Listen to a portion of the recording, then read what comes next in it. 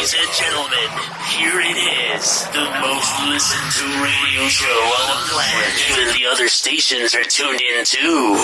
Check. What up, world? It's the man with the plan, Bert McGurk, a.k.a. PR, the King of Hearts, and you are now tuned into Clocking Out, the podcast you listen to when you need to get motivated and inspired to doing bigger and better things. What's going on, everybody? Thank you for tuning in to another episode of Clocking Out. Oh, my freaking God. Things are falling all over the place over here. Anyway, thank you guys for tuning in to another live stream. I'm here with Josh, a.k.a. the brave Bison himself of the J. Courage Show. Josh, what's going on? How are you? How you doing? Just hanging out, man. Getting a lot of stuff done today. I've been on a roll with like eBay stuff, so I've been doing a lot of that this morning. And outside of that, just coming up with ideas, which is just a non-stop process in my freaking crazy brain. Playing catch up all the time, hanging with my kids, all that sort of stuff, man. It's just never ending, man. Give me my list. Every time I knock 2 or 3 things off, there's another 15 things that go on. So my list is like 6,000 pages long at this point. I'm exaggerating a little bit, but that's how it feels. Yeah, that's one thing I really need to ask you that I even have in my questions. I was like, I don't know how this guy does it. Like, he's a dad, he's always with his kids, and then he's always exercising, and then I always see you packing or shipping something, and then you always have the energy to be on live, and then your lives always like you don't have a short live stream either. Your lives go on, and everyone's like, it grows from just being a few people, and then the longer it goes, the more people get in. So it's like it just adds on for you to just keep going on. I'm like, yo, how does this guy do it? Where does he get the energy from? Like, you know what's funny, man? Like, that is one of my questions that I ask people all the time. And what I realized, so I never understood it. So I had a lot of friends, you know, I was a gym owner for years and years and years. I've been in the fitness industry for 20 plus. I mean, I stopped counting after 20 years. So it's been a while. And, you know, I've made a lot of friends, you know, being an entrepreneur, being a business, a business owner of multiple businesses and stuff like that. I've met a lot of people who, from my perspective, are like, you know, 10x what I do. And I sit there and I'm almost like, how do you do this? How do you do this? How do you do this? And what I pieced together over the years is that, like, and I'll tell you how it clicked with me, but is that when you just start doing it, it just kind of happens. It's sort of natural, especially, and as Gary Vee always says, like, if you're really passionate about it and you like it. So it clicked with me with having kids, right? I have a 5.5 and a 3.5-year-old. And I remember when we had the first kid, it was like, man, how do parents do this sort of stuff? You know what I mean? Like, I'm one of 4 kids. My wife's mother, so my mother-in-law is one of 13 kids. I'm like, how did freaking people do this? And then we're like, okay, we're about to have a second kid. I'm like, man, I can't even wrap my head around this. How are we supposed to handle a second kid? And somebody very early on said, you just expand. Like the human ability, the human mind, the human soul, whatever it is, just expands when it needs to. And when things come in that are important and that are meaningful and that deeply connect you, you just expand to accept it. And I was like, I don't even understand that. And then we had a second kid and I just went whoop, and expanded. I was like, oh, I get it.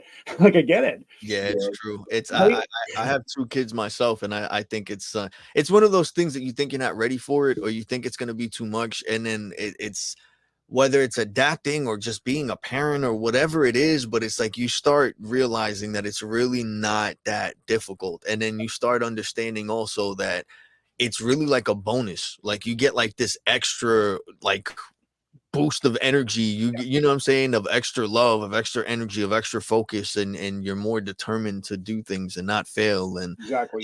I love that, man. We're capable of so much. Exactly. I personally think all people, even people who don't necessarily have, you know, a Gary Vee capacity or Elon Musk capacity or whatever. I mean, I'm sure as hell not even close to those guys, but like, we all are capable of so much more than we think. I think the problem is we never test ourselves. Like, I view that, and I talk about it all the time in the fitness world, where like people are like, how the hell do you do this? How do you train for it, you prepare for it, and you're fine. You can do it. Anybody can do it. Like, anybody can go run a marathon. I've run 12 marathons at 230 pounds. Like, that was inconceivable, but I trained for it, and then I expanded and I adapted, and I was able to do it. So like, we're all capable of so much, but we're sort of surrounded by, and even sort of like, even sort of pushed towards not trying and not doing it. We're surrounded by comfort. So this is something I talk about all the time. Yep. We're surrounded by comforts, and we're marketed towards comforts, and we're applauded for accepting comforts. You know what I mean? Oh, just take some time off. Just chill out. I know you're like, we are capable of so freaking much if we allow ourselves to do it. And from my perspective, it's, you know, it's a lot easier to do that when you're doing something you're passionate about. So like, I love fitness. I'm more passionate about fitness than I am about this crap. You know what I mean? So like, it is never. I've had some crazy negative experiences and hard times and struggles and everything like that. But for the most part, over the 20 plus years, I've loved it. I've loved it like crazy. In fact, right before we connected, I was actually, amongst other things too, with eBay and things like that, I was actually programming a new venture I have. I was actually sitting here. I have a big spreadsheet up behind this screen right now, and I'm doing a big program that I'm designing. I just love it. I love it. And then this stuff happens, you know, I mean, this is insane. And it's just fun, and it's cool, and it's a cool experience. And I do have all these issues that pop up, and maybe this happened is annoying, or this happened and that's annoying, or this happened is really tough. Or like right now, I literally have zero inventory, and I'm waiting for a bunch of stuff that I've been working on for months to come in. And it's hard and it's challenging, but that's the point. It has to be, man. It's supposed to be, or else it's not rewarding, or else it's not. It doesn't help you build. That those challenges and those struggles help you build and adapt and change and excel.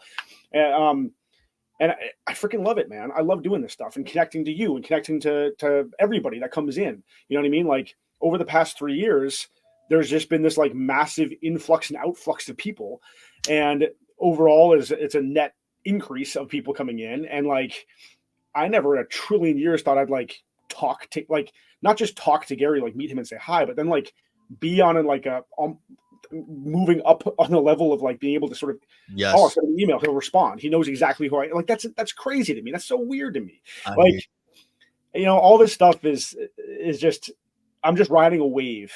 I'm riding a wave that I feel like I'm in control of that, but I'm also completely not in control of it, because that's what life is. So like, how do I handle all this sort of stuff? Because I just like doing it, and it's fun for the most part. And yes, there are definitely times where I'm like, oh my God, I can't do this. I'm so overwhelmed. But aren't we all like that about everything? I mean, some people feel that way and they're not working and they don't have kids. True. You know what I mean?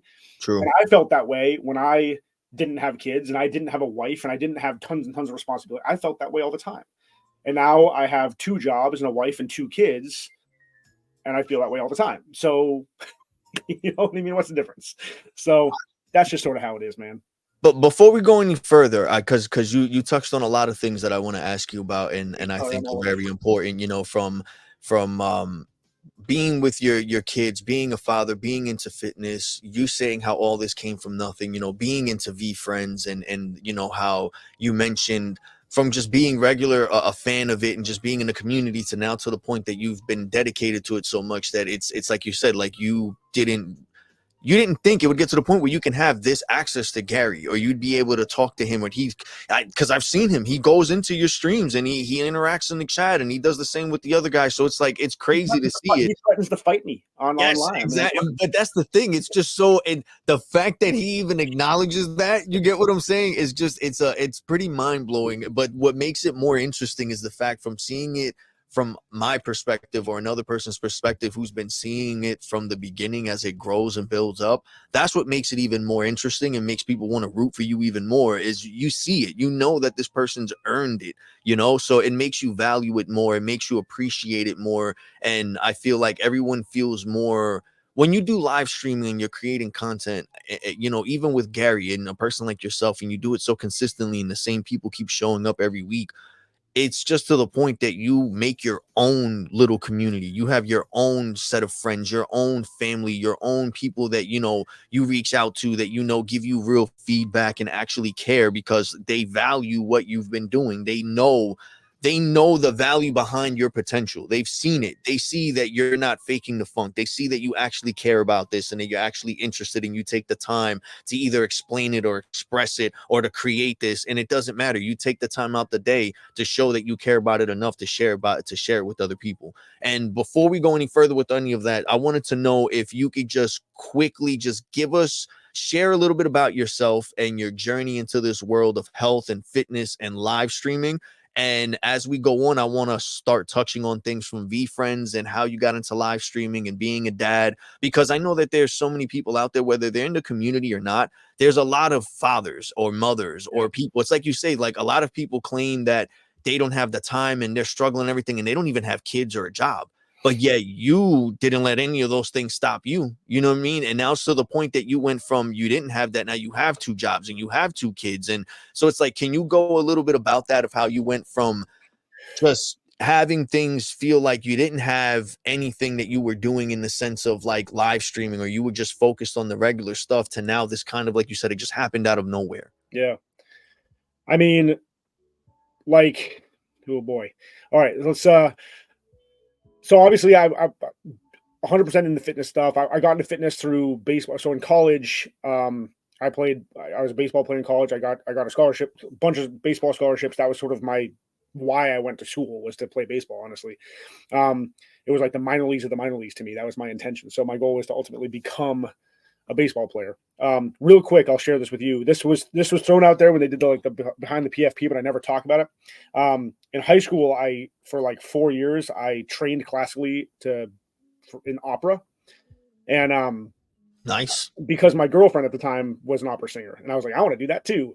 And I like auditioned for this like exclusive coach in Rockville, Maryland, and she only had like 3 students, and she was like, yes, I'll audition you. So I came in there and auditioned. She was like, yep, I'll accept you. It was crazy. So I was going in there all the time doing all this stuff. And in college, I took this course. I was in Siena College, which is in upstate New York, and not too far from there, like an hour and a half, is in Cooperstown, New York, the Baseball Hall of Fame. And there's also an opera company there, the Glimmerglass Opera Company, which is one of the largest opera companies in the entire country. And one of the music teachers at Siena College worked at Glimmerglass, and she brought a handful of them over to do, because we had like this weird random like 1 credit singing course I took, and our final for that course was to sing two pieces. So she brought in these like professional coaches from Glimmerglass Opera Company to sort of judge these things, and they offered me a job at Glimmerglass on the spot. So I was accepted, and the teacher was like, this isn't like, you normally have to go through this insane process, all this different stuff. I've never told anybody this, by the way. This is cool. Exclusive right here. I love it. Right here for PR. So anyway, I sang my 2 pieces, and they were like, we want you at Glimmerglass. Like, what can we do to get you at Glimmerglass?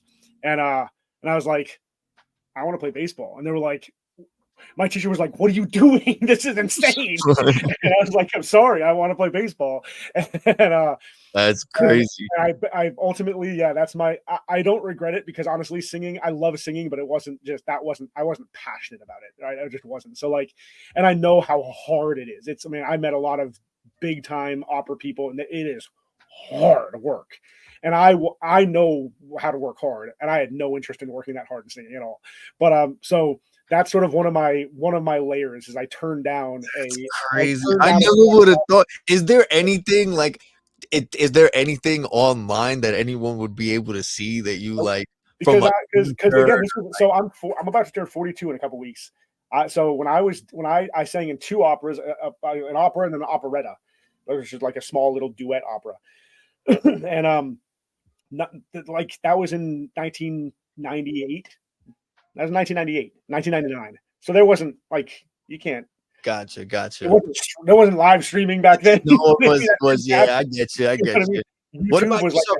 Do you have anything yourself personally? I have some photos. I feel like the operetta is on like a VHS tape somewhere. I haven't seen it in a long time.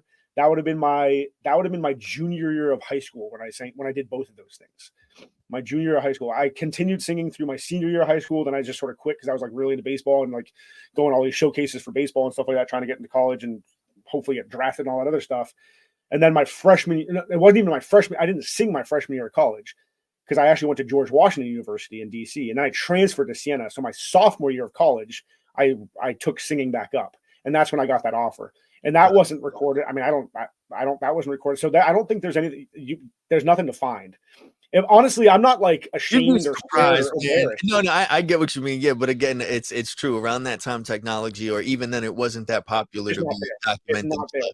Yeah, yeah. And so I mean, if I could find that VHS, because like we moved a ton, and both my parents died a little bit ago, so like I don't know where stuff is. So like if I ever found that VHS and was able to like digitize it, I'd 100% share it. Like Yeah, you 100%. I'm definitely so should. cool with it. You Yeah, I'm definitely all should. about it. I'm gonna bother you about that now every time I see There's a you. lot of different stuff I've done. I recommend you and some other people go check out this term. It's called eurythmy. Eurythmy is like this expressive dance. It's actually a language. So there's certain. It's a very graceful dance.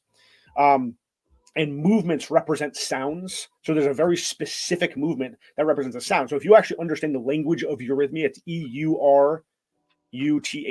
I think it's a German thing, an Austrian thing. And I actually did that. I actually did that for like 5 years, and in school. And I was part of like this very select like group of people that we actually toured around the Mid Atlantic and did these eurythmy performances and stuff like that. And I've shared pictures of that before. There's probably VHS tapes out there with me on it, but there's not, it wasn't put up on the internet. And I will tell you, this shit pisses me off about it not being on the internet, because also all my baseball is not up there. That's okay. Right? I played Division I college baseball. I played professional baseball, and I don't have hours of footage of me playing. Like I only have like 2 or 3 photos of me playing in the minor. Bro, that's still in you though. That's I know, still I know. that's still in you. But I want to like I can tell my kids stories, but like they don't like. I want them to see it. That's what I'm You know what I mean? saying. Yeah, no, I get you. Because it's me. I remember playing baseball and I was really into it also. And like the only thing that I have from when I played baseball for a while was like, like at the end of the season or whatever, you do your photos and they give you your own little baseball card and things like that. So it's like I have those, but it's like it's true. It things weren't like that back in the day where you would document those things like we do today, to the extent where we have like cameras on our phones. Like back then, my parents didn't carry a camcorder. They didn't do that. They took back then it was more photos. Yeah, it was more photos back then. But that's true, man. But still, that's something I'm not gonna lie. I would like. I think you should do a video of that, doing some stuff with baseball and the opera stuff. That would definitely be something crazy, man. I would love to see that. I'm dying to see that opera stuff. I would love to see it too, man. It seems like a lifetime ago, and I'm such a I mean, I'm not. I mean, it's like you said, it's in here, but I'm also such a different person. I'm such a different person from that. True. So like, I'm so disconnected. I mean, I can vividly remember the experience of it. Every now and then I'll pull up like the operetta was called The Telephone. It's a French operetta, but we did it in English. And you can find the telephone on YouTube, like type The Telephone operetta, and you can type it into YouTube, and there's a couple really cool performances. And I've listened to them. And like I'll start listening to it, and all of a sudden it'll like click in, and I'll start singing the song. I was like, oh damn, like that was my, I mean, how old was I? I was 16 years old when I did that. You know what I mean? I'm about to be 42. That was a while ago. So that was the last time you actually did any of that. You don't like end up like breaking out into opera any now and then by yourself or in the shower. Again, like I said, I mean, my musical career. So I've always been into music. I was actually a music major in college, so like I've been really into music, and I was a drummer. And that's sort of what I was. So I was a declared drum major at George Washington University, and then at Siena they didn't have that major, so I just was a music major. So like post opera, I was also played like in a rock band. So like I met a couple guys in college, and after college we actually toured around. They were all in the South Jersey, so I actually toured around the Philadelphia area in like bars and stuff like that playing music. So we actually have a CD out, or we did have a CD out. I should upload some of that music, but I didn't sing or anything like that on that. I just drummed. Still, yeah, but I mean, like every now and then I'll sit down. I mean, I got a couple drum sets in the back. I have an electric drum set and another drum set back here. I'll play the guitar with my kids and sing with them and stuff like that. But it's never with the intention that it used to be. You know what I mean? So basically, once like professional baseball started, music just sort of like. And then, I like music and I'm into music, but it's just not at that level. You know what I mean? Baseball was more of your thing. Oh, baseball was 100% my thing. I can't even begin to. When I do like talks, whenever I've done any sort of public speaking, it's been to like young athletes, because that's my specialty with coaching is young athletes. I'll talk about what it means to like truly want something. Like even to this day, I've never wanted anything like I wanted to play baseball. Like I was obsessed with baseball, Obsessed. What started that, and how early did it start with your obsession with baseball? I have no idea when I started. My mom died at like it was 2014, 2013 or 2014. My mom died, so it was a while ago. You would have remembered. Then my dad kind of fell apart. And then he died a couple years ago. And my dad wouldn't have known. But I mean, I started playing baseball when I was a kid, and I remember both of them saying that like it was so obvious that was my thing. I mean, I played soccer and basketball, not really football because we didn't have it at my school. Um, cross country, track. I mean, I did everything, but it was so blatantly obvious to my parents when I was a little kid that baseball was my thing. So it just sort of made sense that I continued doing it. And I don't remember ever being pushed to play or like anything like that. I wanted it. I just loved baseball. I love the physicality of it. I love the intellectual side of it. I love the one-on-one aspect, even though it was a team sport, right? Like that, it was just I clicked with baseball like crazy. So, but then weirdly, is when I got to the end of my career, it was the easiest split in the world. Like I can vividly remember. I've told the story a couple times, but not a lot. We were in Jackson, Mississippi. I can vividly remember this. We were in Jackson, Mississippi. This is my second year it was my third year of pro baseball, my second year in America because I played in Europe for 1 year. And I was on a balcony at a shitty hotel. And I remember it was like morning time. It was like 10 a.m. or something like that. I called my dad. He was like, "How'd the game go last night?" I was like, whatever. But I said, "You know what, man? I'm done. I don't want to play anymore." He was like, "What do you mean?" And I was like, I don't love it. I don't love it anymore. Like this is not, I don't care to be here. This isn't what I want to be doing anymore. And he asked me some really cool, really good, engaging questions about what that meant. But something clicked, something just switched off. And I was like, this isn't what I'm passionate about anymore. I had the year before, I sort of found coaching in terms of like fitness and movement and stuff like that. And I was really falling in love with that. So ultimately near the, a little bit over halfway through the season, we had some management changes and they released me. I got a contract offer for a team in Texas and I turned it down and I was done. So, I had like a month left in the season. I was like, yeah, well, I'll be done. They said, well, you can play the rest of the season out. We can actually a contract for the whole next year if you want to play. I was like, nah, I'm done. I don't want to play anymore. And then I jumped full. Say again? What was it that really made you not want to do it no more though? I don't know. It wasn't as fulfilling, really. Yeah, I think I'll be totally transparent. I also think it might have been a little bit of like the writing on the wall. Like I was 22. Yeah, I must have been 22. You're making $1,400 a month. You know what I mean? Like just staying in the dingiest, crummiest hotels and being in that position, seeing what it takes to get to the point where you're making millions of dollars and all this other stuff. The reality was that I wasn't going to do that. It just, you know what I mean? Like a lot of people are like, well, if you did this? No.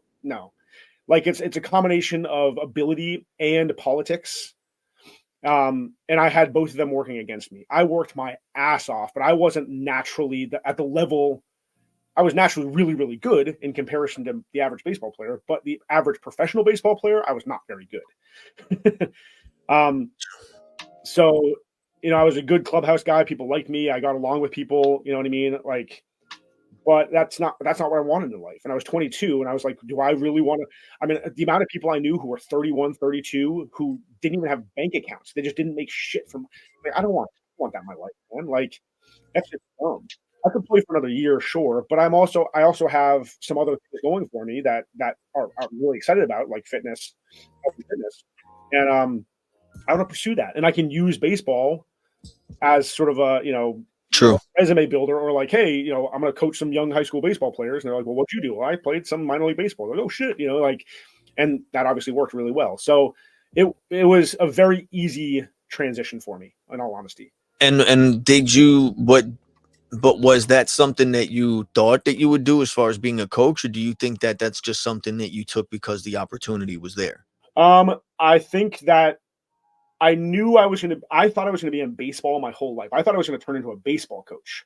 Like that's what I thought I was going to transition into because I loved baseball so much. But weirdly, in that moment on the balcony of the hotel in Jackson, Mississippi, I was like, I don't want to do baseball anymore. Like I don't want to coach baseball. I don't want to play baseball. I don't want to do any of that. Oh, like, so you didn't even want anything to do with it at all. No, see, that's the crazy thing. Yeah, that's what I'm. And it wasn't like a hate towards baseball, because I mean, again, I've coached the majority of the people of my clients that I've coached are baseball players, and I'll talk baseball and I'm into baseball, all kind of stuff. So I get it, and I still love the game, but that level of interaction with the game, I didn't want to be on the field anymore. I guess that's the good way to put it. Like I wanted, and I still love it. Like I went to a game with my kids, and like walking up that ramp to into the stands, and you see the field. It's just like, oh my god, it's just such a great feeling. Yeah. And I mean, I get the chills just thinking about it. Like, but yeah, I was just done with the sport. I was done with the sport, and I was like, I don't want to the coaching. Here's what it is, dude. I guess the more I say it out loud, it's a time consuming, boring sport. You know what I mean? Like. And I didn't have the patience in my type of coaching. I didn't have the patience to coach the game of baseball. I like coaching the skills of baseball. And that's why I like fitness, because I can coach skills and I can coach mindset. But the game of baseball, I don't want to sit in the freaking dugout for 3 hours a day and just be like, I just don't want to be doing that. You know what I mean? That's what it is. So it was a very, very clean split. And then I also knew that I was getting more and more into fitness, and realizing I was really good at it, and people followed me. If I was like, hey, I'm going to go to the gym, people are like, I want to come with you, because they liked what I was doing, and I helped them and I supported them in a positive way. So like it clicked with me, like, I could do this for a living. And I did immediately. Right. The second I was done, I went to Washington, D.C. I lived in downtown D.C. I worked at a huge gym. I got a job there. They were like, you need 5 years experience. I was like, I have 6 months of experience. They're like, you're in. And I started coach. I was there for a year. I was doing like 40 hours a week of personal training. And I found this little like independent gym, because I did like more intense workouts. That was back in the super, super early days of CrossFit. Like nobody had ever heard of it. But you remember the movie 300? Yes. And it got popular because those guys got jacked out of their minds. Yeah. Jim Jones in Utah, and they're doing crazy workouts. Like, I'm going to do that shit. And I was doing crazy, because I'm super competitive. I was doing these insane workouts, and the people in my big, huge Globo gym were like, "Get the fuck out of here, man! What are you doing?" Yeah. I was like, I need to find a place to do this. So I found a place down the street, in an old basketball court that I actually played in high school. In DC, and I called them up. I was like, hey, can I come and work out there? They're like, yep. Do you want to work here? I was like, sure. And I kid you not, man, the next day I took, like, that was on a Wednesday, and on Thursday I had a client there. And then that's how Courage Performance started. That was my first real job, my first real business that I started. Before I get into the fitness and health stuff, I want to ask, do you feel that, being that you left the baseball stuff behind, do you think that you conquered everything in that aspect when it came to baseball? Like, you did everything that you wanted to do and you were over it? Or do you think that you were just tired of it? Like, you know what I mean? Like, you mentioned that you didn't want to be out in the field and everything, but do you feel like really like you did everything that you wanted to when it came to baseball, to the point that you feel like you don't need to go back to it? Or do you think that there's things? That's a great question. No. I was a pitcher in pro ball, and I didn't want to be. I was a hitter. Like, it deep inside of me. I mean, I have a baseball bat right there. Like there's a baseball bat near me at all times. I loved hitting, and I loved hitting still. And I always wanted to hit. And there was 2 points post my retirement of baseball where I actually like got back into it, thinking I was just going to go try out for some teams as a hitter, because I was convinced that I was a better hitter and first baseman than I ever was a pitcher. But I was a very effective pitcher, so everybody wanted me to pitch, because everybody needs pitchers. So like, there is still a piece of me today that feels like I missed. I thought about this a lot. I feel like I didn't get the opportunities to do what I thought I was best at on the baseball field. Gotcha. I don't think that affected me. I don't regret anything. I'm just like annoyed at the system for not, every now and then, for not letting me, or not give me the opportunity that I felt I sort of deserved, if you will, at the time, because I was a damn good hitter. Gotcha. But I was, like I said, I was a very, very effective pitcher, so everybody wanted that. And then what was, when you started going to the gym and you started getting, because it clearly, I think it, like you mentioned, you went to that one place and they said you needed 5 years of experience, and you said you had a couple months. I think what really shows, and I think a lot of people sometimes disagree with me, I don't think all that stuff like certification or that really matters. I think if you really show that you have the passion and dedication and you can show it within your work, like your proof of work, that you care about it and you actually are taking it seriously, I think that outweighs any certificate or any years of experience or any of that. And it clearly, I feel like that's clearly what happens with you, because you're showing up to all these places and people are just offering you opportunities. You get what I'm saying? And it's all related to what you care about. So you're clearly showing that you have a passion for it and you take it seriously.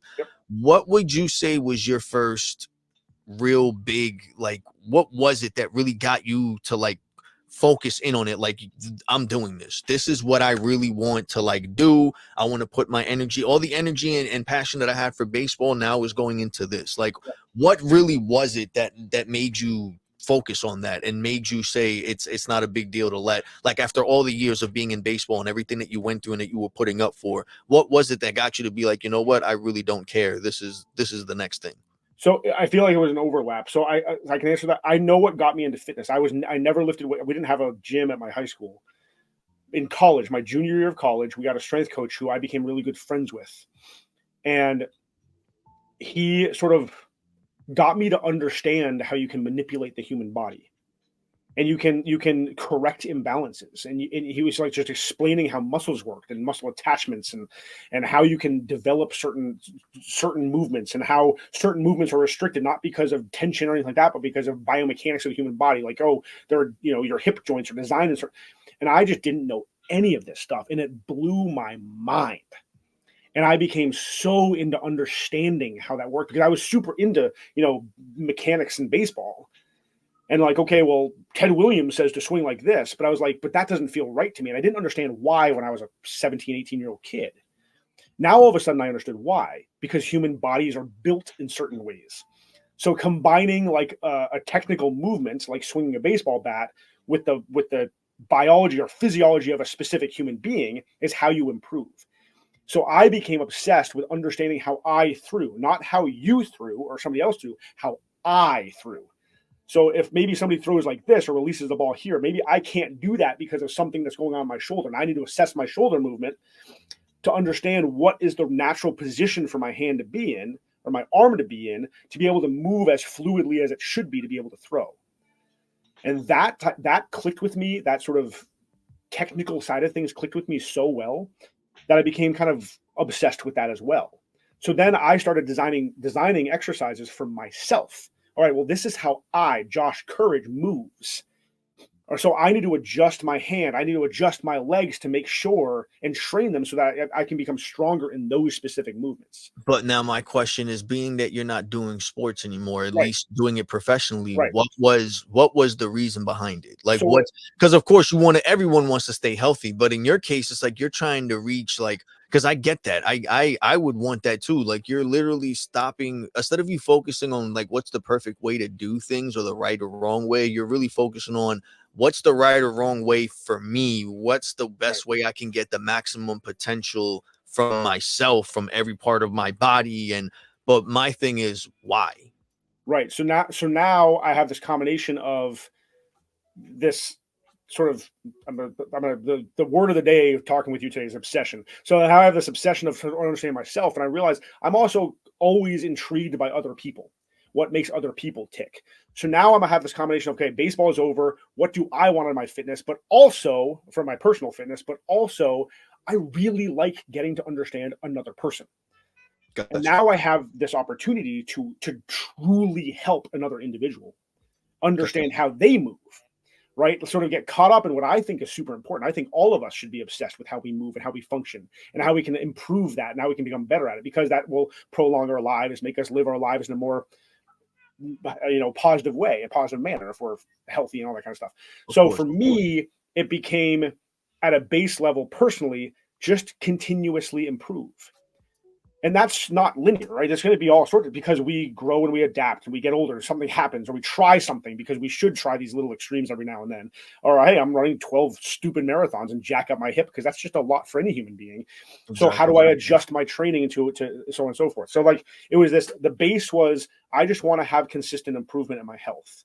And then on top of that base was, I'm going to try something. I'm going to try marathons. I'm going to try triathlons. I'm going to try competitive CrossFit. I'm going to sprinkle some of that on top. And then that's going to dictate that base, how the base changes. And also as I age too. And then that sprinkled on top is going to change and evolve too, because the more people I meet, I get introduced to different things. I only got into CrossFit because some random dude who from California showed up at my gym, was like, dude, have you ever heard of CrossFit? And I was like, no. So I just tried it. Right. And that's how I evolve as well.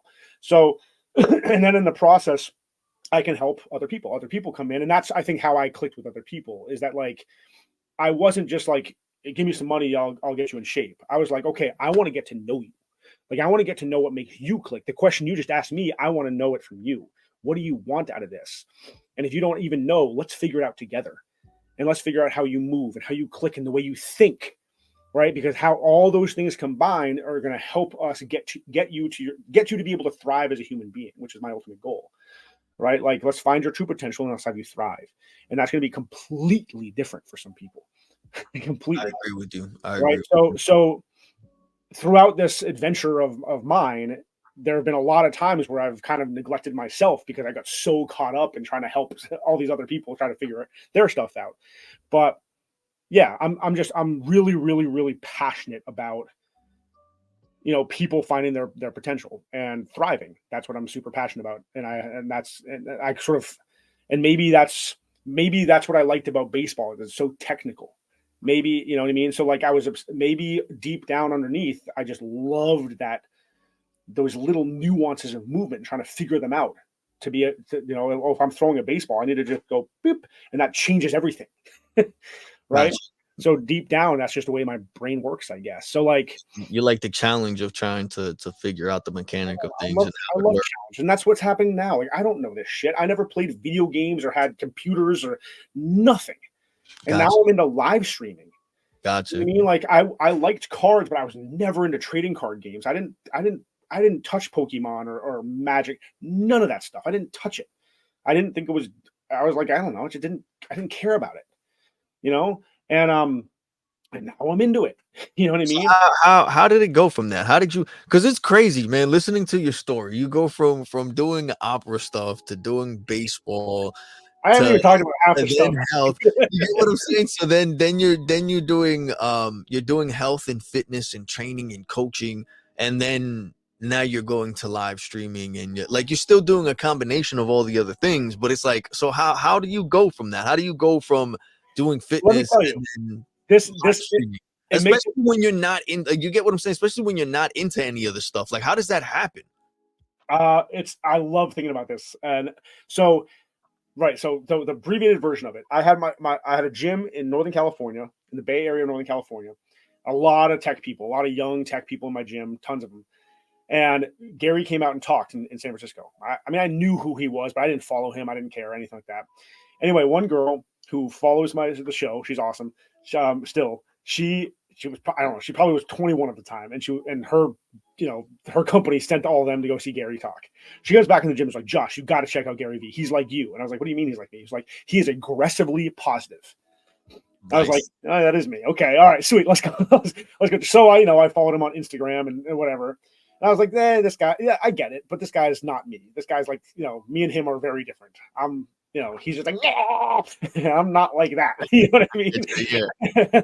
And his message was also a little different at the time. This was in 2000, I don't know, like 16, 17, 2017, 2018, that range. But I followed him. So anyway, I continued following him, stuff like that. And then the pandemic hit, and he was talking about sports cards. And I was like, oh yeah, I have like, I don't know, 500,000 sports cards from my childhood, all these junk wax crap. So I drove down to my dad's house. I picked up all my cards. I brought them back, started going through all of them. I was like, this is really cool. I started following him a little bit more. And then he started talking about NFTs and all this other stuff. And that's sort of how I got, and I was like, you know what? I believe him. And I started looking into his stuff. Everything he said was right. you know what I mean? And his message shifted a little bit, right? It was about the lifestyle. I feel he was like, getting into the VeeFriends mentality more. And I'm about that. I am about it, like just positivity and patience and empathy and kindness. I'm so into that. And he started doing more. He was heavier and heavier on that. And I was like, I'm digging this. So anyway, I minted the Brave Bison, not this one, the rare one. And And I was like, cool, like whatever, I'll just follow this stuff and I'll just do it. I wasn't in it. I was just doing my life. But then my daughter, she must have been 2.5 at the time, started experiencing fear. And I love storytelling. And I started telling her stories about what it meant to be brave. We have the last name Courage. That's a very important thing, and I want to sort of embed that in my kids and living that strength. I love that. We have a little mantra, and I just did it yesterday with both of them. Whenever something happens, we use a little mantra. I am brave and strong. I am brave and strong. I am brave and strong. I started telling them a story. I started telling my daughter a story. It expanded to my son afterwards about a brave bison. And I started just creating this sort of life of this little young bison who needed to be brave to protect his herd, and it just sort of evolved. And I was like, this is fun. And I want to write a kid's book. So I started writing a kid's book. I actually wrote it. And I was like, I want to pitch this together. I want to collaborate. Collaborate. I want to collaborate like crazy. And I wrote it. I actually met through some friends of mine, a guy who did illustrations for comic books like Wonder Woman, crazy shit. And I was like, do you want to do this? He was like, sure, it's $10 bajillion for a line. I was like, well, fuck that. And but he sent some sketches, cool. So I actually went to a Candy Digital meetup. This was before the first VCon, and I drove to New York City because of the off chance Gary would be there. And I had my transcript, and I had a cover letter, and I had the sketches. And I was like, I had my pitch ready. I was like, we're gonna collaborate. I ended up meeting a lot of really cool people, including the CEO of Candy Digital, and I love Candy Digital. And it was really fun, but Gary didn't show up, so I was like, "Damn it, I got to go to VCon now." I had no intention to go to VCon, man, and but I was like, "I'm going to go there just to give him this folder."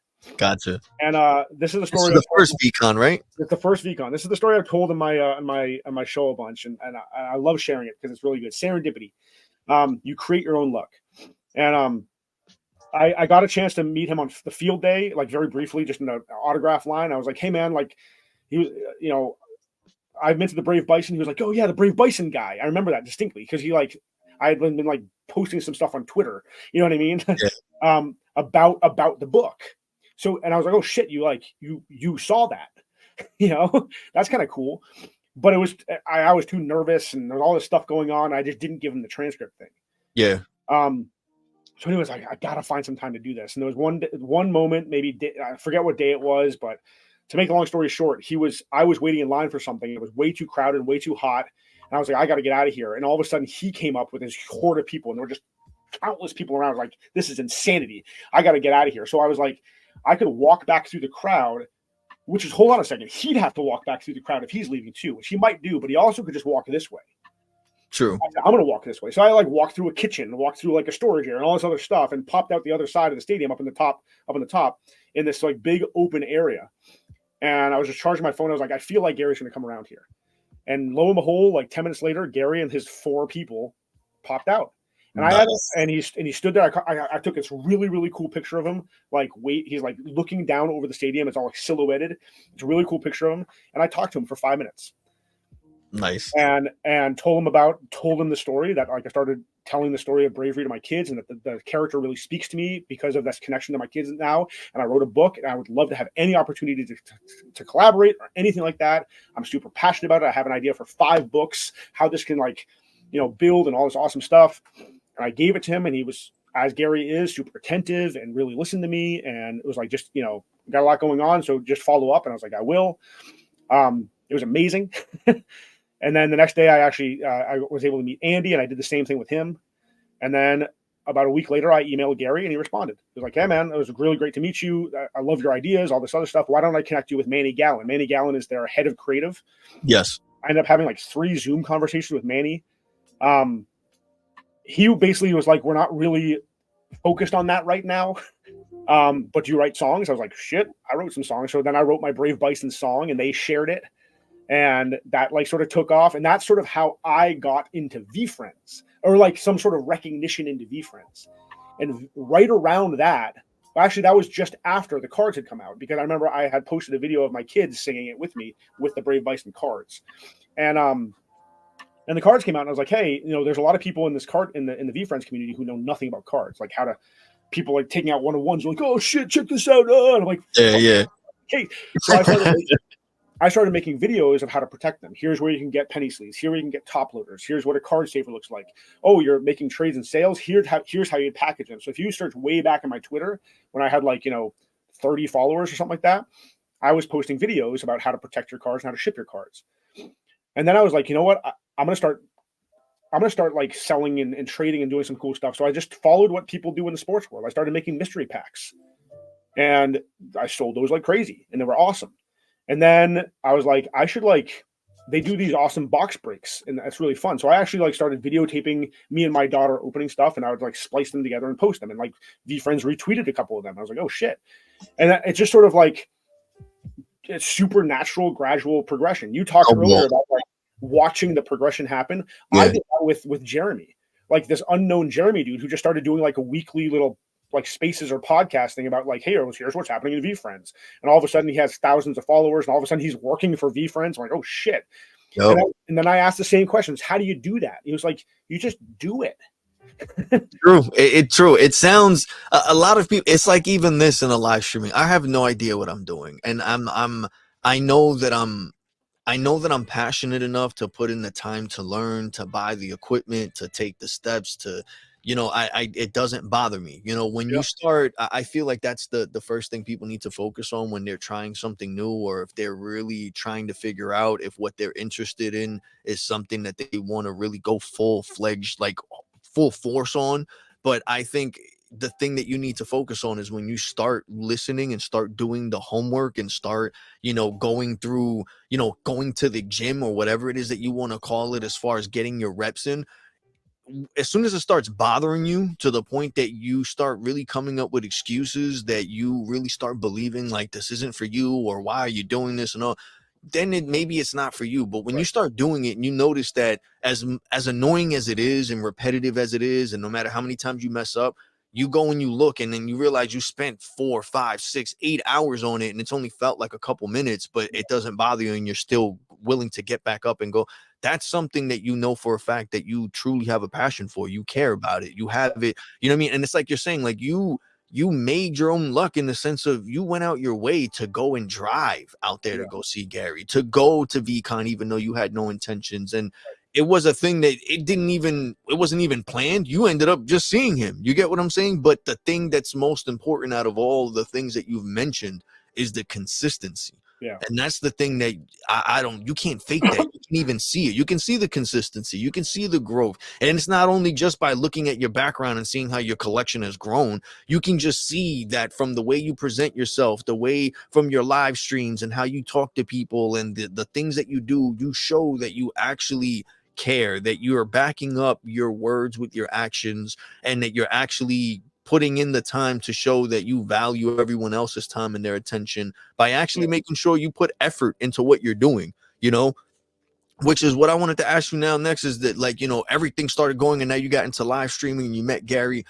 What was it that really got you to be like, the Courage Show? What was it that really showed you all right, this is a thing, this is something, I have something here, this isn't just me streaming and me just putting some time into something I find interested? When did you realize that it was something more than that, and that you were really starting to build your own following, your own version of VeeFriends, basically your Courage following?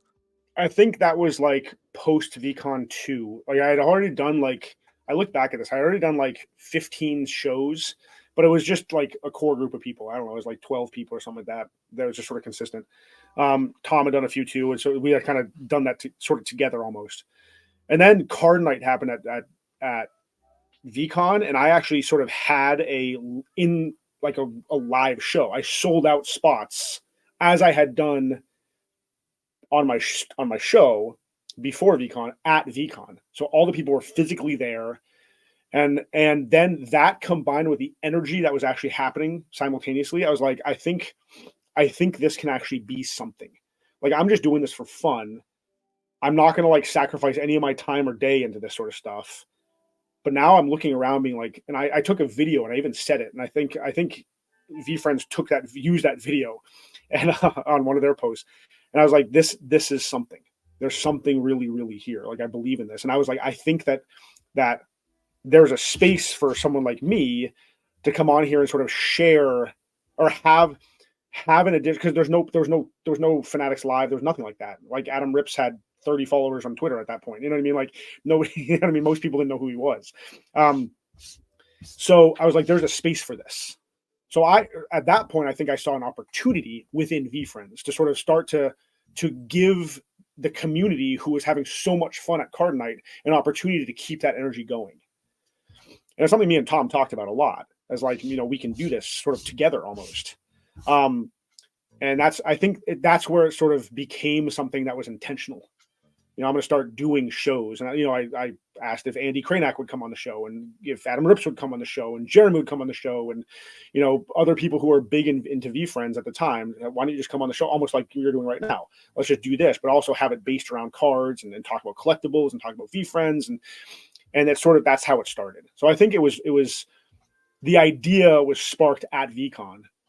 And then the fact that it progressed in the way it did was then, the motivation was to continue going, and then to continue adapting and changing and, like turning it into some other stuff. And my goal has always been, and I'll openly say this, that I love the cards, but I want to utilize this platform to spread a message.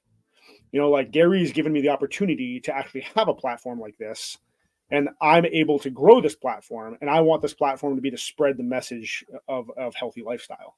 So the Courage Show is really a base for me to spread the message of healthy lifestyle.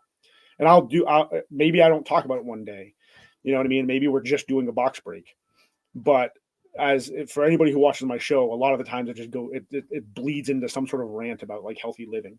Yeah. You know what I mean? And but again, it's why I believe in Gary so much, is I think that, like, I believe in VeeFriends so much because part of healthy living is being genuinely kind and being empathetic and being patient and being sympathetic and all these wonderful traits. And I think they need to be combined. You need to have self-awareness. You need to have consistency. So all these, you need to be brave. Like all of these things are so important to a healthy lifestyle. So I'm just sort of like taking Courage Performance, living with courage, my business, VeeFriends, and combining it. And that's what the Courage Show is.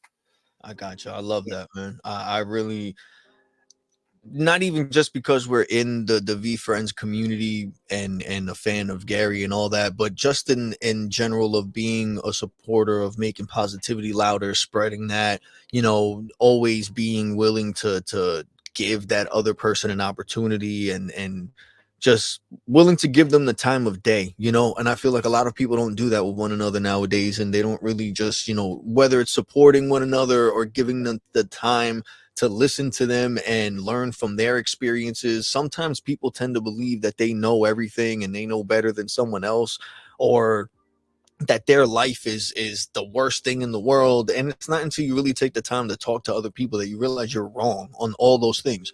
You always think you got it bad until you realize there's someone else who has it worse. You always think you know everything until that day that you make a good mistake that really changes everything that you have no control over. Like, there's a lot of different things that come into play with all that. But when it comes with people like you, I love it because you show that no matter what comes your way, like you pivot, you adapt, you keep going. And the main thing that pushes that is that positivity, that hope, that like you see that in other people.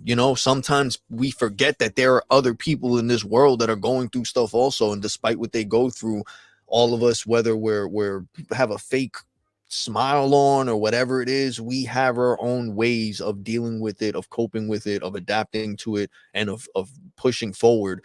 But what I love about it is that what you do, a lot of people in the community, we actually show and share with people that there's a way to do it without having to be so miserable, without having it to be all, clouds and it's like Gary says, clouds and dirt and, rain, and you can still make it through that stuff with a smile on your face and not have to fake it. There's plenty of other people willing to support you and back you and show love and support. And you mentioned the VeeFriends community and everything like that. What about VeeFriends really, besides for Gary and the message, like what else about it makes you like look at the back? Like none of that is free that you got back there. That's not stuff that was just gifted to you. On top of that banner that you have VeeFriends stuff on there. You're not an owner, you're not a CEO. What makes you so passionate about it to the point that you're putting so much dedication to it and effort? Dude, I hope I don't get burned, but I'll tell you what, because I think the potential, everything I do, my business, like it's so genuinely based on the same thing I feel VeeFriends is all about. Right? Like, I mean, honestly, my biggest concern for being this attached to VeeFriends is that it turns into something that I don't believe in. I've talked about this a lot. When they announced that partnership with, the Coco Melon Blippy crap, I expressed a lot of concern because I personally don't like Coco Melon and I don't like Blippy. I don't think those are healthy, positive things for our children to grow up around. And I don't want VeeFriends to be that. I don't want VeeFriends to be viral. Gotcha. Like, think of that term. That term is literally connected to something that's horrendously negative. Yeah. I get where you're coming from. You know what I mean? I get where you're coming from. I want VeeFriends to be I want VeeFriends to generate a deep connection to what it means to be kind. Not just, hey, being kind means you're nice to people. No. What does it mean deeply to be kind to another person? It's to understand and have empathy for their struggles and their issues, and to choose to treat them in an appropriate, in a manner that helps to pick them up and supports them in a positive way. That's what it means to be kind, right? And there's so much depth to that. There's so much depth to all these soft traits that I think that VeeFriends has the potential to do that, and that's what I do. Like, I don't have a kid on when I'm coaching. I don't have this 18-year-old kid. I'm just like, yeah, do 10 more reps. Yeah, do 5 more. No, man. Every session we talk. We get deep. They're going through some struggle. Teenagers, man, you remember what it was like to be a teenage dude. It sucked. Hell yeah. You know what I mean? Identity. Here's the way I would describe it. Teenage dudes are like, yeah, whatever. But inside, they're like, what is going on in life? I don't understand anything. Right? Yes. Like, so we talk and we connect to that, and we talk about like the peer pressures and the pressure of this and all this. We try to get deep, and my goal is to help them just have a better life. And I think VeeFriends has the capability of doing that, has the potential to do that. So to me, that's what the connection is. It has nothing to do with any of this stuff. This would never exist if I wasn't doing the show. I have a couple Brave Bison cars in my corner. I'd be out there, coaching and hanging with my kids exclusively. But like the concept of VeeFriends is what I think is important. And it has less to do with Gary. In fact, I think one of the issues I feel like could bring that down, the reach of VeeFriends, is Gary, right? Like he rubs so many people the wrong way that I think he himself could potentially hinder the growth of VeeFriends. And he knows that VeeFriends is greater than Gary Vee. He said that at last VCon. The goal is that VeeFriends becomes something that is not Gary Vee. If you ever order something, this little sticker pack right here, I need one of those. I'm slacking. Yeah, cool. I gotta send you one. I only have one, but that's totally cool. But it says nothing about Gary Vee on here. Great. VeeFriends is a collectible universe of over 250 characters that all compete and interact with each other as they try to find balance in their ever-changing world. Right? Fuck yeah. You know what I mean? Like, exactly. And then down here, wishing you all the happiness in the world and welcome to the VeeFriends community. Right? Like, that gives me chills. That's what this is about. And that's what I represent with Living with Courage, my company, and what I try to represent with my children, what I represent when I interact with people. So I believe in VeeFriends, and we're still so early. So I don't want to, I'm embedded into something that I just think has the potential to lock in with something that I feel like I'm a rare person out there doing what I do. Because right, you go out in the world and there's fake positivity and a shitload of negativity. Yes. Yes. Right? And I'm not that. I'm a shitload of positivity and fake negativity, like my conflict with Tom and stuff like that. That's all fake shit. I hate it. You know what I mean? It's fun, but that's not who I am, right? Like, so I think VeeFriends is that, and companies don't do that. Disney didn't promote positivity. Disney promoted a distraction and entertainment. So much kid stuff out there right now is a distraction and entertainment. It's not out there doing what Mr. Rogers did, which is to help children understand what it means to be a human. Right? Like, I agree with you. You hear these things are attached to emotions, and here's how you can do it. So that's what I want. Like, now I feel like I have a platform to sort of help influence that deeper, more nuanced side of VeeFriends. If VeeFriends just becomes a viral entity, maybe I can help supply some of that more nuanced aspect of what it actually means to be kind. I You know, get that you. sort of The rather next than what I wanted to ask you, what if VeeFriends didn't exist?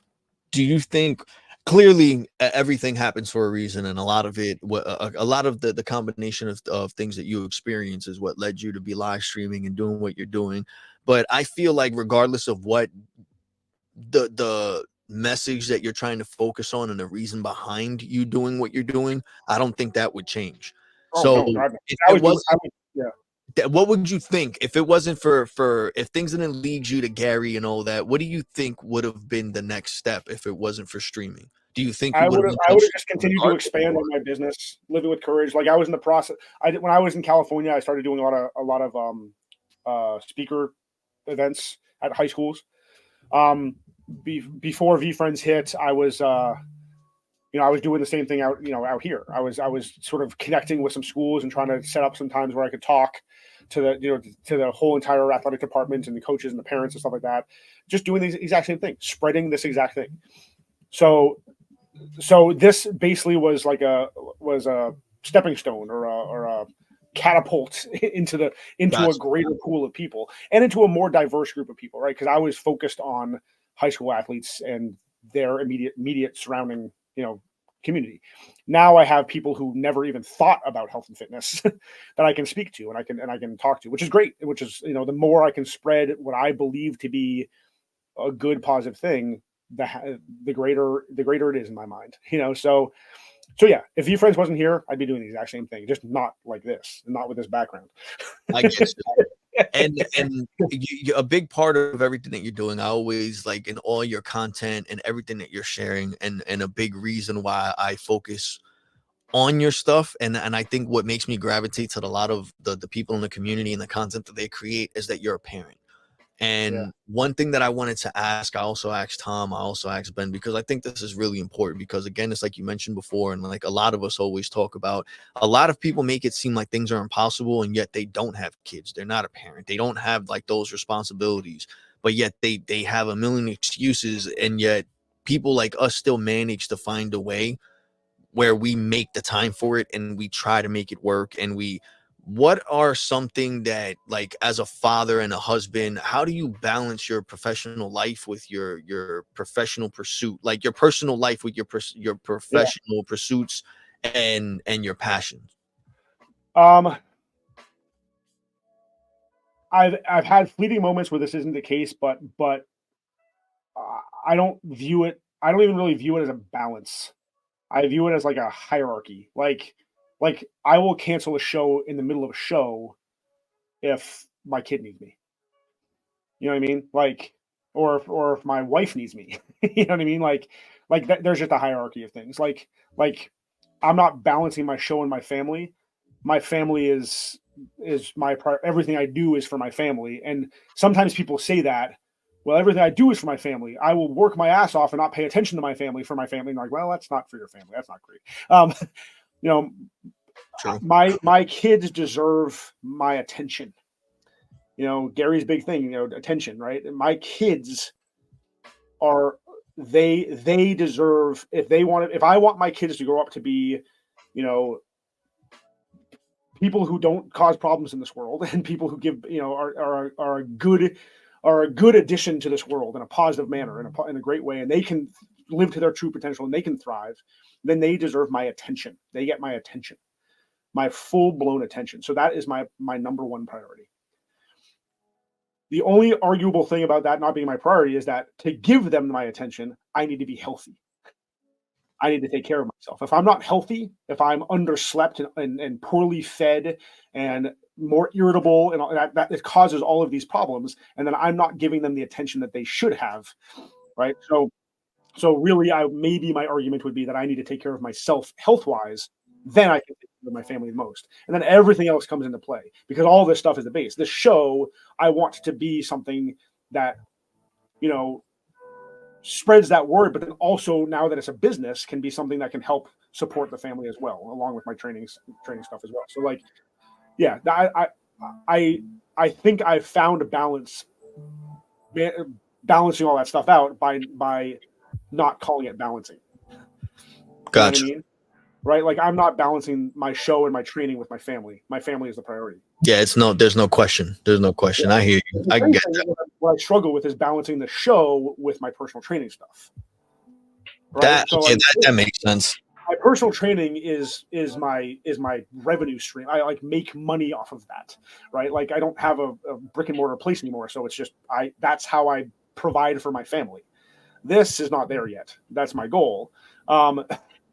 So but let's say let's say you had that same situation happen where it was earlier, where you had an opportunity, or you had to choose, where you know how basically you had an opportunity where people like, how could you give up this opportunity of opera or singing and taking it professionally and doing all this, and then instead you went for baseball? Like, if you had some similar situation come up now between what you're doing as your actual professional job, training, coaching, and doing things with health, and streaming and making content and stuff of that nature, what do you think you would lean more towards, and why? the former, the health, the training. One, it's established. Two, I'm crazily passionate about it. Gotcha. Obsessed, if you will. Right? Like I'm like I said, I'm more passionate about that than I'm about this. This is fun. This was a hobby turned into a job, and I'm utilizing that hobby job to speak what I'm passionate about. So it will always go back to health and fitness because that's what I love. Source, that's what I yes. love. Yep, I that love is it. absolutely. Yep. So if someone was like, if this becomes something, right, there's been these moments where I sit down and talk to my wife, being like, "Man, this is taking away the producing of content and the struggle because we're not enormously wealthy. Like to get the stuff that I have, I need to work my ass off Yeah. to liquidate things that I have and to use that money to buy boxes. Like I said, I literally have zero inventory for the show. So I have to be very creative and come up with some stuff. And that takes time and energy, So like there have definitely been some moments where I'm like, I don't know if I can sustain this. And then also give my family my kids the attention they deserve, my wife the attention she deserves, and my actual business the attention it deserves. And myself, my health, right? So like, there have been some moments here and there, but like I said, I've sort of, I'm riding this massive wave that I feel like I'm mostly in control of, and I've been going this direction, and all of a sudden something changes. I'm like, oh shit! Like boxes go from 150 to 250. I'm like, oh shit! I got to pivot.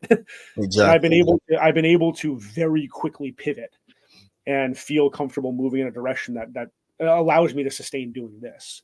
And right now, my motivation is, well, this is the platform for health. Like I said, I'm working on something right now. Like there's going to be, I'm going to do a big. I just posted it earlier, about 2 hours ago. Yeah, I saw. I was going to ask you about that too. Yeah. Get strong for VCon. So like that's my VFit movement. At VeeFriends at VCon last year, Gary, I said, hey Gary, where's fitness? Like, how come there's not a fit Falcon? How come there's not a strong Saint Bernard, a character I'm trying to pitch to him? Like if you're a morbidly obese diabetic, like it's going to be really hard to truly deeply understand a lot of these traits because you are struggling so much inside with your health. True. So if you can work on that health side of things, it's going to be a lot easier to understand what it means to be sympathetic, empathetic, kind, patient, all that other stuff. And he was like, you go do it. And I was like, well, that's a cop out, but okay, I'll go do it. So I'm doing what I'm passionate about, which is promoting health and fitness within the VeeFriends community. So yeah, I mean, I think they're sort of intertwined at this point, right? So like the Courage Show has become just an expansion of Living with Courage, which is my actual business. So yeah, at this point. Gotcha. And what's I wanted to ask you, you touched on it for your motivation. What keeps you motivated in your work, especially during challenging times? Yeah. That's a good question. It's just discipline. It's discipline because challenge is needed, right? I'm big into fitness. Sorry, my wife just. No, do what you gotta do. Yeah, take a break. Go ahead. Do what you gotta do. Real quick, I want to thank everybody for tuning in. For all the 90 people watching right now on X, the 2 or 3 people that are on YouTube right now. Brett, what's going on? How you doing? Tommy, how you doing? Nath, thank you for tuning in. I know it was like 2:30 a.m. over there in Australia. Thank you for tuning in to show some love. I really appreciate it. And for clocking out podcast on Twitch for our 5 viewers on there as well. Thank you guys so much. We are here talking to Josh from the Courage Show. So if you're tuning in, make sure that you give him a follow, show him some love. We're touching on right now what keeps him motivated, especially during his challenging times with all that he's doing right now with the live streaming, with being a father, content creating, also, being a coach and a health and fitness person, a person that's into health and wellness and just trying to make positivity louder. What keeps you motivated during your challenging times, Josh, and keeps you going? I love this question because I feel like 5, 6, 7 years ago, I would have bullshit my answer and said my kids. But this, if this does anything, it takes away from my kids, right? If I'm sitting on there on Twitter trying to post some motivational video, and shooting it, adding captions to it, making sure it's on TikTok, that's 10 minutes. Like I post something almost every single day, and I'm out with my son. Yeah. That's 10 minutes away from my son. Granted, I'm there for 2 hours, so it's not like he's getting my attention. I understand. I struggle with that as well, man. Right. So, but that's what happens. I post it up, I put it away. I'll pick it up like 5 minutes later just to respond to like 2 or 3 comments, and then the phone's gone. It's gone. So I'm not doing this for my kids. I'm doing this and when it's challenging, it's discipline. And that's what it is with health and fitness, right? It's challenge, like your road to becoming healthy and maintaining health is not going to be easy. It's going to be filled with insane challenges and depression and whys, and I can't do this anymore, and this is impossible, and I'm not making progress, and blah, blah, blah, blah. But you keep doing it because you know the consistency is ultimately what's going to get you towards your goals. And that goal is going to continue to grow and continue to expand for the rest of your life. To me, that's what business is. That's what relationships are. That's what health is. It's all a journey. It's all a journey, right? And I have very specific goals. I have this big CNC tournament I'm going to host at the National, right? I have, Get Strong for VCon, this movement that I want to do. I have specific goals within the Courage Show that I want to attain, and they're going to keep growing and keep expanding as I build. Certain types of things I want to do. Same thing with my business, same thing with everything. It's just discipline. So when there's a challenging time, I just keep doing what I'm doing, right? I assess, I talk to somebody I trust, I talk to my wife, whatever it might be. I go out for a run or a walk because that helps me immensely. I literally came up with Get Strong for VCon in the shower yesterday. Like I was like, what should I do next? I don't know what I need to do. I know I want to do something. I was like literally saying this out loud in the shower. So just nobody's listening, right? So like, I'm like kind of singing this shit to myself. Like I got to do something else. I got to make something else. I got to create something else. What's it going to be? I don't know. Like I know I want to do VFit. How am I going to do VFit? How am I going to do it? I don't know. How do I do it? Oh, I know. Let's do some cool movement that gets all the way to VCon. Be strong for VCon. Be strong. Oh shit. Be strong for VCon. Let's do it. Get strong for VCon. Get strong for VCon. And like, how's it gonna look? Like last year, Dom started, me, a bunch of us, we were doing 100 push-ups building up to VCon. I got a lot of people, even Gary did a bunch of push-ups one day. This is gonna be different. It's gonna be a daily program designed to get you strong for VCon. Get yourself into shape and take health seriously. And it's just freaking discipline, man. That's what it all is about. It's not motivation. People have been saying this more and more thanks to like people like David Goggins. It's not motivation. Motivation is fleeting. Right? You can be motivated to do something, to like go do some push-ups right now. And what was that motivation? Me getting all fired up and talking about some cool shit? But I'm not there every single 5 minutes. And you're constantly, no. It's fucking discipline. This is what I do. Right? I'm going to do this show. And when it's up, it's up. And when it's down, it's down. It doesn't matter. You just keep doing it. Right? So like, it's just discipline, man. It's just discipline. Like, I love that. That's the thing. Also, I feel like I don't know. It's hard. It's hard to find, the same way it's hard to find motivation. It's hard to find that thing to focus on discipline. Yeah, I agree. But isn't that the point? That's true. That's the whole point. If you don't have a challenge, if it's not hard, then it doesn't need discipline. True. What do you need discipline to I don't know. What's something that's super, super easy for you to do every single day? The example in the fitness world is brushing your teeth, but some people don't do that every day. But like, let's just use that as an example. Like, do you need to be disciplined to do that? You just do it. True. Yeah, no, right? You're right. It's not discipline anymore. It's habit. So until it becomes habit, you need discipline. True. And it's going to be hard as shit to form that. It's hard. It's hard as shit. That's the point. That's the point.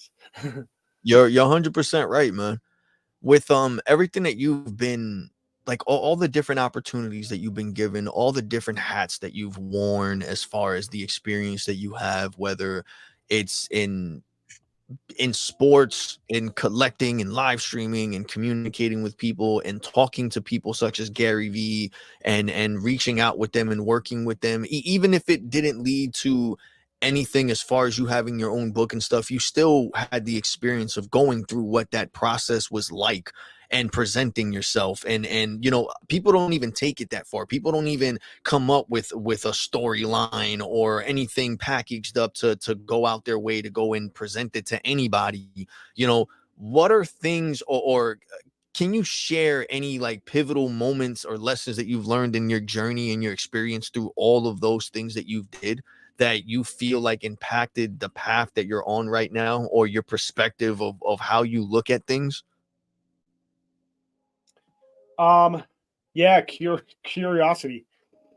I guess Curious Crane should be my character too. Curiosity, man. I so badly want to know what might happen if I do something. It's why I take massive. I'm a huge risk taker. Huge risk taker.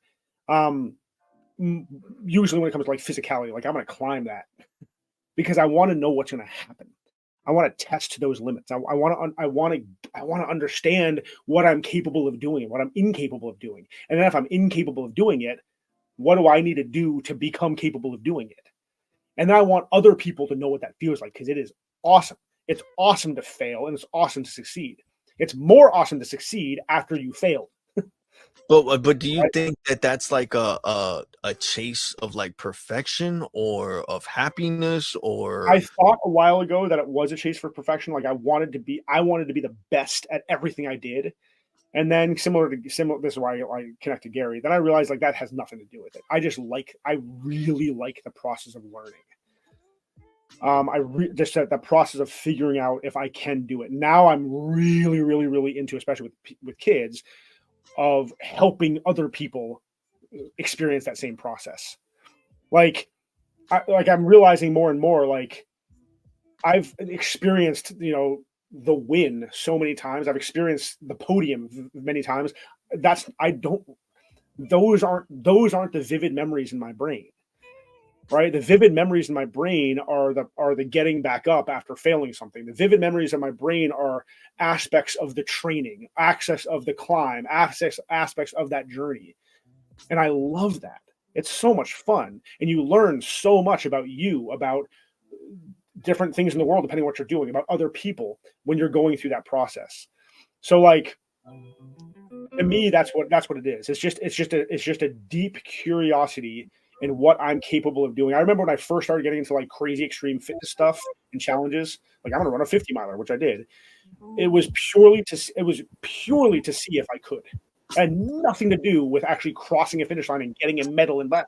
Nothing. I just wanted to see if I could survive it without killing myself. You're crazy, bro. I don't see unless I'm getting paid for something like that. I don't understand what goes. That's what I want to know. That's why I want to have these conversations. There's people like you that they're like, I understand, like, don't get me wrong, I like going to the gym and I like how it feels and I like how it look, but there's always a certain point where it's like I take a break for a while or I stop watching what I eat but then there's other people, it's like it's nonstop, it's 24/7 every day, or they're running and they'll wake up early to go run 3 or 4 or 12 miles and then and in my head I'm like, I understand training for a marathon. I understand staying in shape. But when you don't have when you look good and you're healthy and you literally have no reason to be running fucking 12 miles, like, all right, yo, just run 3. Why? No, I'm going to do 12. Okay. You want to test your limits. Like, okay, just go on a roller coaster. No, I want to go mountain climbing without any freaking, it's like things like that I'm like, but why? It's a spectrum. It's a spectrum because there's people out there. If you go out and run 2 miles, you'll be like, what the fuck are you doing running 2 miles? Exactly. I can't even walk down the street. It's a spectrum. It doesn't matter. So you already understand. You want to find consistency doing your podcast and doing your show. Some people are like, I can't even freaking find consistency making a single post on Instagram. You know what I mean? Like, it's all a spectrum. So like you take your David Goggins, who's running 50 miles every single freaking day. Yeah. That's a one end of the spectrum. And you have your person who literally sits on their ass watching TV all day. That's the other end of the spectrum. Right? And everywhere in between, it's the same damn thing. It's the exact same damn thing in scale. That's all it is. But do you Right? think that do you think that any of that matters or should matter to anyone in the sense that you're saying it's scale? Do you think anyone should look at it, one, either as competition or two, comparison in a sense of how much they need to do or how much they're not doing? I mean, yeah. I mean, I do think that most people in the world are doing way less than they should want or want to. I think everybody could be doing much more. Not extreme crazy necessarily, but that's my point, is that like in one aspect everybody's doing something that's crazy to somebody else. You know what I mean? Like Gary doing an 11-hour stream is crazy to me, but he just sat there doing what he loves doing. He was fine. He loved that. That's like what he loves doing. You know what I mean? Like, so, and me, like, or I'm going to go out for 2 days in the woods and just walk around and sleep under a tree. People are like, that's insane. But no, it's not. That's relaxing to me. I love that. Right. So like, again, I think that's the perspective I try to say. Like, someone's like, oh, dude, you're crazy. You did this physically. And I'm like, yeah, but you're crazy. You did this with your computer or whatever it might be. We all do something that is crazy to somebody else because it's more that challenge and that pain and that struggle is recognizable to us. Gotcha. You know what I mean? So like, and what I try to do with people is help them see that, hey, you spent 11 hours on a stream. That's the same conceptually. It's the same thing as going out for a 4-hour run. Conceptually, physically not obviously, but you're right. Yeah, you're right. You're right. So you understand what it means to put yourself through that sort of struggle. You do understand, right? But don't necessarily like you don't need to go out and run a marathon because that doesn't mean anything to you. And just because it means something to me doesn't mean you should do it. What you should get out of it is the importance of putting yourself through some extreme challenges in any way. It might be a very specific diet. It might be pushing for doing 4 podcasts a day for a while. It might mean posting 5 things on TikTok every single day. It might mean going for a 5-mile run every single day. It might mean meditation twice a day for 5 minutes. It doesn't matter. If it's daunting to you, but you really want it, what matters is you putting yourself through that challenge and understanding that, oh, I'm getting better now because I'm forcing myself to adapt to something that's really challenging for me. Right? So for me, I like a lot of shit. And I get that people don't. And there's a lot of stuff I don't like. And there's a lot of stuff I could care less about. I'm not going to do an 11-hour stream. Not because like, oh, Josh, you're not up for the challenge. No, because I won't get anything out of it. And I think it's dumb. You know what I mean? I hear you. So like, I think that's where I try to push all this stuff, is that like the only thing that matters to me is embracing challenge in any way. And if you want to try to run a marathon, if that's like something that clicks in your head is like, man, I wouldn't mind doing that, then fucking go do it, man. People ask me all the time, should I go run a 10 miler? I was like, do you like running? They're like, well, kinda. And that would be kind of a cool challenge. I've never done that. I'm like, then go do it. Yes, go do it. But if you're like, fuck that, I hate running, I never want to do that in my life, and I'm like, then don't do it. Go find something else that's challenging that you want to be challenged on. True. Dude, PR, that's the beauty of our lives, is we get to choose our suffering. 100%. 100%. Right? You're right. Yep. Right? Like even the suffering we feel like we're not choosing, we get to. We live the most freaking amazing, like, just stupid lives. That's just, everything is just handed to us. So we get to choose what we suffer on. But my opinion, we gotta suffer. We need to. And I think that's just the point. So I'm just so curious about that process. So I have 50 different things that I choose to suffer with. No, I understand what you mean. I get what you mean. And it's true. We have to, it's like they say, you choose your battles. And it's true. You choose your suffering. Yep. But that's it. So we've been on for a while now. Before we get out of here, I have three things left that I wanted to ask you that I feel are something that people could really benefit from. The first thing is when it comes to like community. You know, we mentioned VeeFriends, we mentioned you creating your own following and everything like that. A lot of what you do is like you said, it's not even really motivation. It's just you knowing that you have to do something and you staying dedicated to it, and you just focusing in on it and making it a consistent effort of doing what you have to do. Do you think that the VeeFriends community, or the community of the following that you're building, is the fuel to that? And like, do you think other people could do it without it? Like, do you think you'd still be doing everything like without, like, it's like, regardless if it's not your community, but we're all part of VeeFriends, and I feel like the VeeFriends community always turns into like a family in some way to some Yeah. people. Do you Good think point. that, yeah, like, because of that, do you feel like it makes things harder or easier, whether you have some type of like structure or community or backing or following or family, or you get what I'm saying? Like, that's like a I do. support system. Like, It does make it way easier because you're getting that direct feedback. If I pop on a stream and there's nobody on it, it's really hard for me to. It'd be really hard to like talk about cards. You know what I mean? Because who yeah, am I talking to? I will tell you this though, and this is something that Gary touches on too. And again, yet another layered reason as to why I like him is if I hopped on stream and there was one person on there, I would rant like crazy about health and fitness. I don't care. I love it. So to me, if I didn't have the health and fitness side of stuff, if it was 100% the cards, and I didn't have an audience that was growing, I would have stopped a long time ago. I would have stopped a long time ago because like I said, it's a hobby. It's sort of fun. I would have just done it with my buddies. It wouldn't have been like a big public live stream, that sort of thing. So gotcha. yeah, having an audience and having that direct feedback is humongously helpful for sure. It makes it easier to continue going. And again, like I said, my end motivation or end goal really with all this stuff is to utilize this platform to spread more health and fitness, better mindset towards health and fitness. So like, but yeah, I don't know if that answered your question. Yeah, I mean, it's having an audience is helpful. Not having an audience, if you're not passionate about what you're talking about, it's not going to last. And I'm aware that like I like the cards, but I'm not passionate about the cards. Right? I'm passionate about health and fitness. So, and I'm also passionate about sort of growing community and stuff like that. So like, yeah, I mean, that's what I did with my gym. I would have events and all sorts of stuff with the surrounding areas to just have people around with health and fitness, that sort of thing. So, and other people are into that with like trade nights and card nights and all that kind of stuff. And that's just, Gotcha. yeah. And what advice would you give someone looking to start their own live stream, or someone looking to start their own fitness program, or Sure. start their own book, or like, what advice would you give anyone trying to start their own anything?